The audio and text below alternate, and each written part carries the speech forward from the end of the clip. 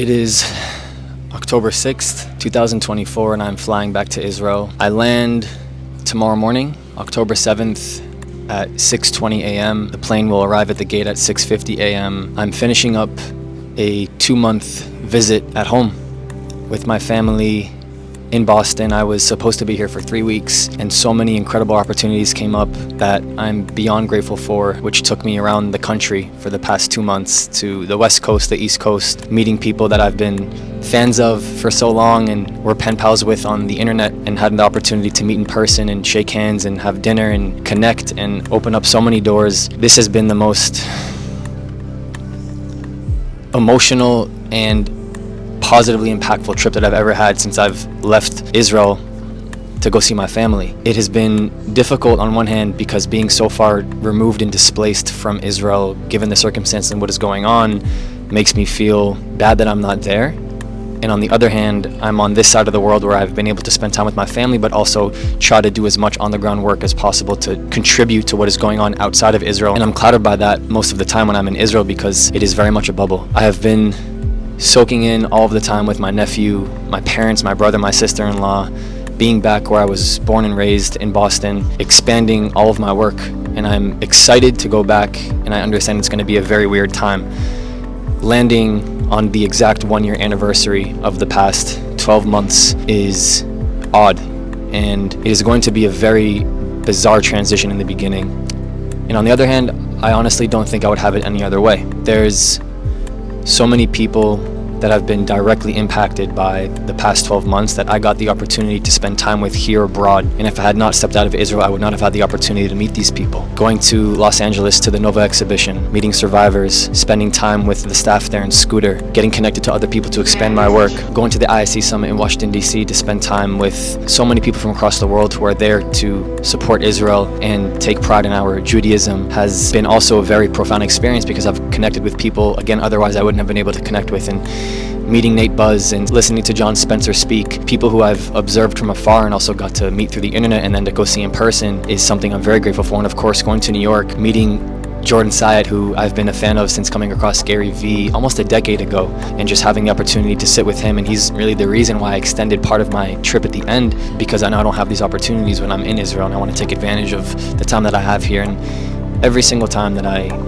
leave Israel and I come back, it is very difficult for me to transition back to what is normal. You know, as soon as you land in Israel, it's not the same as the States. It's not quiet. There's a lot of pressure. There's a lot of fast-paced things. People are on their way. It's tense. And going back to that, even though I understand I'm walking back into it, it's still emotionally and mentally is not very easy to just flip the switch on and get used to. And so I understand that historically for the past 4 years, every single time that I get so comfortable being here in the States with my family, with the house, with the car, with the food, with the environment that I was raised in, going back to Israel, being again alone, even though it is my home, it still doesn't change for me. And that's how I know I'm a very multidimensional person that has a lot of my heart and soul in Israel, but a lot of my heart and soul, rightfully so, is still here in the States, and I would never want that to change. I want to be able to say that I have 2 homes. When I say the word home, I'm not entirely sure how to define that yet. Home has many layers to it. I'm a little bit anxious for this transition, especially given the circumstances of what is going on, especially since I landed on October 7th. This was not planned, it just happened to be. This is the way it is. I'm really looking forward to carrying all of this momentum that I've built up back into Israel, to expanding this work, to understanding how to better approach this community building, truth seeking, truth telling way of advocacy, and doing it by actually being able to get through to the right people and also uplift and empower the people that need empowerment and uplifting. And the last thing I just want to say is thank you for every single person who has been commenting, responding, sharing, liking, contributing financially to some of the projects that I was involved with here. People, content creators and those who have platforms and brands say, I can't do this without you.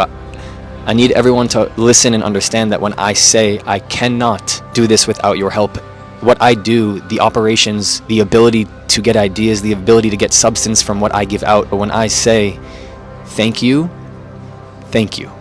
from the bottom of my heart, I know this is the tip of the iceberg, and I'm going back into the most controversial place on earth, and I would not have had it any other way. I know that there are a lot of people who are concerned about the safety, and I totally get it. To say that I'm never concerned about my safety, that'd be a lie. Really, at the end of the day, what is shown on the media, what people see on the internet, it's put there intentionally to stir up an emotion. And there's always a misrepresentation, regardless of where you look, of what the on-the-ground reality is. I'm not saying it's not bad, it is bad. And I'm aware that I live in Tel Aviv, which is a bubble separate from the southern and northern borders of Israel, where life is very different. But I want people to understand that it is important to also focus on what we have done well, what is going well, the strength and resilience that it requires for a country to still be standing after what it has gone through after a year. And we're still going, we are plowing through, we are going to move forward, and it is going to take time. It is a rebuilding process. This does not happen overnight, but it requires every other person, regardless if you're in Israel or not, to contribute to creating empowerment, to creating uplifting, to creating community, to creating togetherness. Otherwise, what are we doing?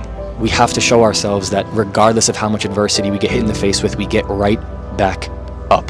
And then it all comes back to this every single time when I talk about this resilience, because it is who I am. This state of Israel here, this is repurposed shrapnel from a rocket that was fired into Israel. From rockets to roses, taking something dark, turning it into something light. And I have this other necklace here, which all of you know I wear every single day of my life, this lightning bolt, which is my name, it is my identity, it is me. Barak means lightning in Hebrew. It is about being resilient, it is about having strength, and it is about having grit, which is my brand. Gain resilience in time. In Israel and us and the nation and people, we will always gain resilience in time, in due time. This is not an overnight process, like I said, but we are going to continue. Israel's going nowhere. I'm not going anywhere. Well, the only place I'm going is back home.